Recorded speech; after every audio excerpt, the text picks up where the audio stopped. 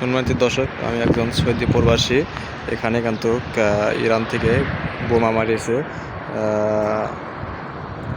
American কিছু এখানে ঘাঁটি আছে, সেই ঘাঁটিতে বোমা মারিয়েছে। রাত্রে আমরা দেখলাম, এই যে দেখেন, আমরা এই যে কিন্তু এখানে অবস্থান করেছি। আমরা যার যার মতো নিরাপদ স্থানে আছি। আমরা কিন্তু প্রবাসী। আমি একজন বাংলাদেশি প্রবাসী, আমি একজন মুসলিম। এই মুসলিম হয়ে কিন্তু আমরা এই যুদ্ধের বিজয় চাই। আমি যদি মরেও চাই, কোনো দুঃখ নেই, কিন্তু এই মুসলিমদের বিজয় যেন হয়, আমরা যেন বিজয় দেখে যেতে পারি। আমরা কিন্তু মরার জন্য প্রস্তুত, তারপরেও কিন্তু মুসলিমদের বিজয় দেখব ইনশাল্লাহ।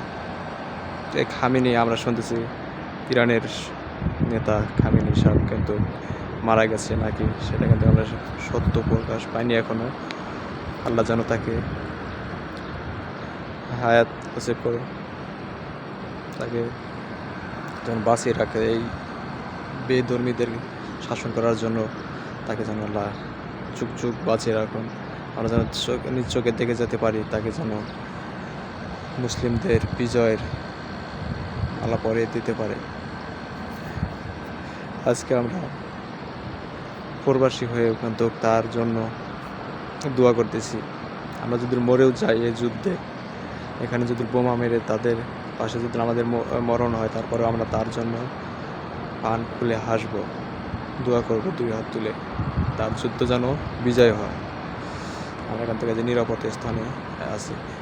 রাত্রে এখানে বিমান ঘাঁটিতে, যে রিয়াদে বিমান ঘাঁটিতে কিন্তু বোমা মেরেছে।